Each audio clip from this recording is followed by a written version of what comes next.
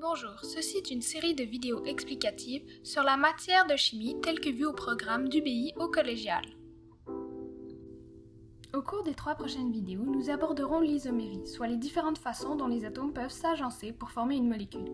Le sujet de cette première vidéo est l'isomérie structurale.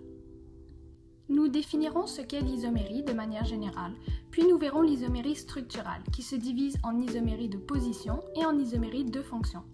Vous pouvez sauter directement à l'une de ces sections en utilisant les timestamps dans la description. Tout d'abord, l'isomérie est une propriété de deux molécules qui ont la même formule moléculaire, mais ont des formules développées ou stéréochimiques différentes, que l'on appelle alors des isomères. Ces isomères ont le même nombre d'atomes de chaque élément. Il existe différentes sortes d'isomérie. Les deux plus grandes catégories sont l'isomérie structurale et la stéréoisomérie. La stéréoisomérie se divise en isomérie conformationnelle qui sera abordée dans la deuxième partie et en isomérie configurationnelle qui sera abordée dans la troisième partie. Le premier type d'isomérie qui sera abordé est l'isomérie structurale ou l'isomérie de structure, qui se divise en deux catégories, l'isomérie de position et l'isomérie de fonction. L'isomérie structurale est présente lorsque deux molécules ont la même formule moléculaire, mais des formules développées différentes. En termes plus simples, cela signifie qu'il y a le même nombre d'atomes de chaque élément, mais qu'ils ne sont pas liés ensemble de la même façon. L'isomérie de position réfère aux isomères structuraux qui ont des formules développées différentes, mais ont les mêmes fonctions. Pour déterminer si deux molécules sont des isomères de position, il y a 3 étapes. La première étape est de vérifier que la formule moléculaire est bien la même pour les deux molécules. Dans l'exemple, la formule moléculaire est de C3H8 pour les deux molécules. Cela signifie donc que les deux molécules sont des isomères. Puis, la deuxième étape est de dessiner la molécule en formule développée ou condensée, si ce n'est pas déjà fait, et de vérifier que les formules développées diffèrent entre les deux molécules, afin qu'elles soient des isomères structuraux. Dans ce cas, les formules condensées sont différentes, puisqu'à gauche, le OH est en bout de chaîne, alors qu'à droite, il est en milieu de chaîne. Et la troisième étape est de vérifier que la fonction est la même, ce qui est le cas ici, puisque les deux molécules ont une fonction alcool. Cela signifie donc que ce sont bien des isomères structuraux de position. En ce qui a trait aux propriétés, deux isomères de position ont la même fonction, qui est la partie réactive de la molécule, et donc ont des propriétés semblables. Outre le fait de savoir reconnaître deux isomères de position, il faut également être en mesure de dessiner tous les isomères de position d'une molécule donnée. Bien qu'il soit possible d'y aller par essai-erreur, cela augmente le risque d'erreur, car il est probable que vous en oubliez certains ou que vous dessiniez 2 fois la même molécule. Voici donc une technique systématique pour trouver tous les isomères de position que j'ai créée lorsque j'étudiais ce sujet et qui a toujours fonctionné. Les étapes diffèrent un peu en fonction de la fonction. Nous verrons donc d'abord les 5 étapes pour les fonctions en bout de chaîne, soit les alcools, les aldéhydes, les acides carboxyliques et les cétones. Pour une révision des différentes fonctions, vous pouvez voir la vidéo 10.3 qui aborde la nomenclature. La première étape est de dessiner la molécule avec la plus longue chaîne de carbone possible. S'il y a 6 carbones dans la molécule, faites une chaîne avec 6 carbones et placez la fonction à l'extrémité de la chaîne. La deuxième étape est de déplacer la fonction autour de la chaîne principale, s'il est possible de le faire en faisant attention à ne pas dessiner 2 fois la même molécule. Pour les fonctions aldéhydes et acides carboxyliques, la fonction doit toujours être en bout de chaîne, alors il n'est pas possible de la déplacer, mais pour les fonctions alcool et cétone, cela est possible. Une fois que toutes les molécules possibles ont été dessinées, la troisième étape est de raccourcir la chaîne principale d'un carbone, que l'on considère désormais comme un groupement CH3. Puis, la quatrième étape est de déplacer encore une fois les fonctions alcool et cétone autour de la chaîne principale. Mais cette fois, le groupement CH3 qui vient d'être formé aussi, en faisant attention à ne pas dessiner 2 fois la même molécule. Puis, la cinquième étape est de répéter le processus, donc continuer à raccourcir la chaîne, puis à déplacer la fonction ou les groupements autour pour former de nouvelles molécules, jusqu'à ce que ce ne soit plus possible. Cela peut sembler assez abstrait, mais nous allons faire un exemple afin de voir comment appliquer toutes ces étapes. Le premier exemple sera donc avec une fonction en bout de chaîne, en dessinant tous les isomères de position du C4H10O, ayant une fonction alcool. Je vous encourage à mettre la vidéo sur pause afin d'essayer de les dessiner par vous-même, puis à repartir la vidéo pour voir les explications. La première étape est de dessiner la molécule avec la plus longue chaîne de carbone possible. Il faut donc se demander combien y a-t-il de carbone dans la molécule qui ne sont pas dans la fonction. Dans ce cas, pour le C4H10O, il y a 4 carbones, donc la plus longue chaîne est de 4 carbones, comme ceci. Et on rajoute la fonction OH en bout de chaîne. La deuxième étape est de déplacer la fonction autour de la chaîne principale. Il faut donc se demander quelle est la fonction, afin de savoir si elle peut être déplacée. Comme c'est une fonction alcool, celle-ci peut se déplacer. Au lieu de la mettre en position 1, on peut la mettre en position 2. Par contre, on ne pourrait la mettre sur le carbone 3 car cela reviendrait au même que de la mettre sur le carbone 2, ni sur le carbone 4 car cela reviendrait à la mettre sur le carbone 1, puisqu'il suffirait d'inverser les molécules. On ne peut donc dessiner que 2 molécules différentes.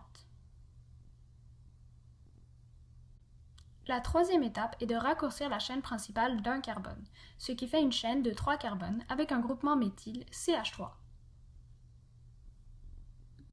Ensuite, la quatrième étape est, encore une fois, de déplacer la fonction autour de la chaîne principale, mais aussi les groupements, soit le CH3, si cela est possible. Dans ce cas, la fonction alcool peut se déplacer, pouvant être soit sur le carbone 1 ou sur le carbone 2. Vous remarquerez que nous n'avons pas déplacé le groupement CH3. En effet, mettre le groupement méthyle sur le carbone 1 ou 3 reviendrait à former une chaîne de 4 carbones, ce qui reviendrait aux mêmes molécules que nous avons faites aux étapes précédentes. Finalement, la cinquième étape est de continuer à raccourcir jusqu'à ce que ce ne soit plus possible. Puisque nous étions rendus à une chaîne à 3 carbones, il faut se demander, est-ce encore possible de raccourcir pour former une chaîne de 2 carbones? Pour le C4H10O, cela n'est pas possible, car peu importe où l'on mettrait le groupement CH3, cela créerait toujours une chaîne plus longue. Par exemple, la molécule ici est en réalité une chaîne à 4 carbones, et donc est la même qu'avant. En résumé, il y a 4 isomères de position pour le C4H10, soit 2 avec une chaîne à 4 carbones et 2 avec une chaîne à 3 carbones, comme ceci. Si la fonction est en milieu de chaîne, les étapes sont quelque peu différentes. Cela s'applique pour les fonctions éther et ester. La première étape est sensiblement la même, car il faut dessiner la molécule avec la plus longue chaîne. Mais comme la fonction est au milieu, cela signifie que l'on ne met qu'un carbone à gauche, puis la fonction et tous les autres carbones à droite. La fonction ne pouvant être déplacée, la deuxième étape est directement de raccourcir la chaîne de droite d'un carbone en créant un groupement méthyle que l'on attache à un des carbones de la chaîne de droite. La troisième étape est de déplacer les groupements CH3 autour de la chaîne à droite en faisant attention à ne pas dessiner 2 fois la même molécule. La quatrième étape est de continuer à raccourcir la chaîne de droite et à déplacer les groupements pour former de nouvelles molécules, et ce, jusqu'à ce que ce ne soit plus possible. La cinquième étape est d'ajouter un carbone à gauche pour faire une chaîne de 2 carbones à gauche de la fonction, et de recommencer tout le processus. Puis il faut recommencer encore avec 3 carbones à gauche, puis 4, etc., jusqu'à ce que ce ne soit plus possible non plus. Comme nous avons fait pour les étapes précédentes, nous allons également faire un exemple avec une fonction en milieu de chaîne, en dessinant tous les isomères de position du C4H12O, ayant une fonction éther. La première étape est de dessiner la molécule avec un carbone à gauche et la plus longue chaîne possible à droite. Il faut donc se demander combien y a-t-il de carbones qui ne sont pas dans la fonction. Dans ce cas, il y en a 5, donc il y a un carbone à gauche, et la chaîne de droite est de 4 carbones, comme ceci.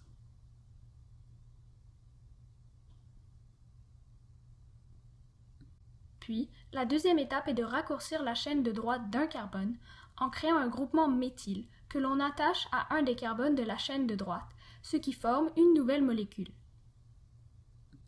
La troisième étape est de déplacer ce groupement CH3 autour de la chaîne de droite, en faisant attention à ne pas dessiner 2 fois la même molécule. Pour le C4H12O, en plus de la molécule avec une chaîne de 4 carbones du début, il est possible de créer 2 autres molécules différentes en plaçant le groupement méthyle sur le carbone 1, comme nous venons de faire, mais aussi sur le carbone 2. Le placer sur le carbone 3 reviendrait à former une chaîne de 4 carbones et serait donc identique à la molécule en haut. Ensuite, la quatrième étape est de continuer à raccourcir la chaîne de droite jusqu'à ce que ce ne soit plus possible. Il faut donc se demander, est-ce encore possible de raccourcir? Ici, ce n'est pas possible, car il n'est pas possible de faire une chaîne de 2 carbones uniquement. Cela revient toujours à une chaîne plus longue, comme ici une chaîne de 3 carbones. Il faut donc passer à la cinquième étape, qui est d'ajouter un carbone à gauche de la fonction et de recommencer tout le processus. Il faut donc repartir de la première étape, qui était de faire une molécule avec la plus longue chaîne de carbone à droite, mais cette fois-ci avec 2 carbones à gauche, ce qui crée une molécule avec 2 carbones à gauche de la fonction et 3 à droite. Puis, la deuxième étape est de raccourcir la chaîne de droite d'un atome de carbone et d'en faire un groupement méthyle, comme ceci. Il y a donc 2 carbones à gauche, mais une chaîne directement liée à la fonction de seulement 2 carbones à droite. La troisième étape est de déplacer les groupements autour de la chaîne de droite. Il faut donc se demander, est-ce encore possible de déplacer des groupements? Ici, cela n'est pas possible, car si le groupement est sur le carbone 2, cela forme une chaîne de 3 carbones, comme avant. Il n'est également plus possible de raccourcir la chaîne.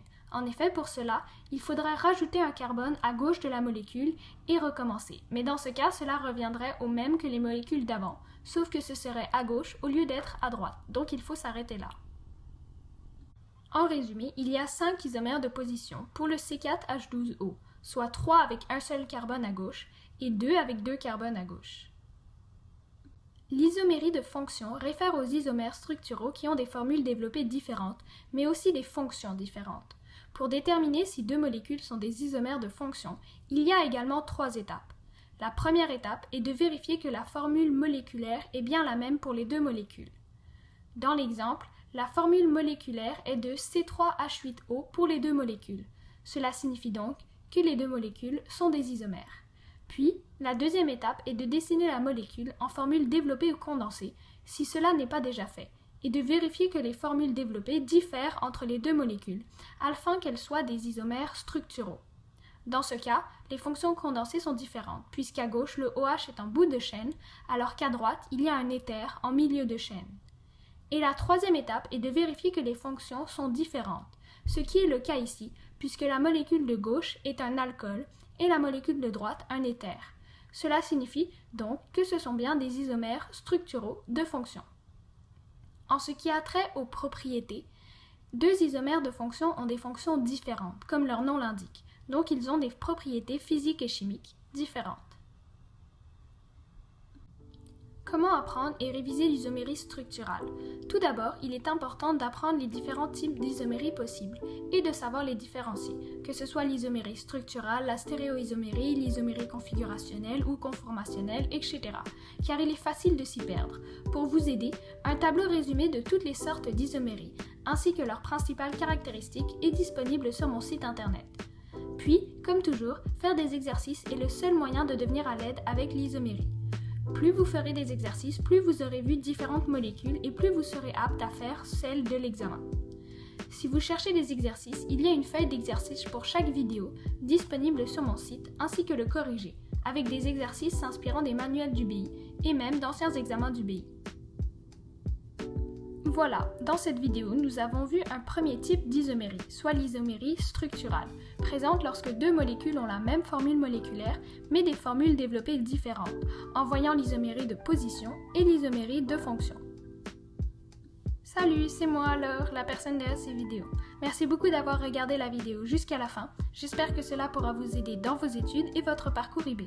N'hésitez pas à me dire comment vous avez trouvé la vidéo en commentaire, à mettre un pouce bleu si vous avez aimé, et si vous avez des suggestions de sujets avec lesquels vous avez plus de difficultés et que vous aimeriez voir prochainement sur cette chaîne, dites-le moi dans les commentaires. Aussi, pour être sûr de ne pas manquer les prochaines vidéos, n'oubliez pas de vous abonner et d'activer les notifications. Sur ce, je vous dis au revoir et à la prochaine vidéo.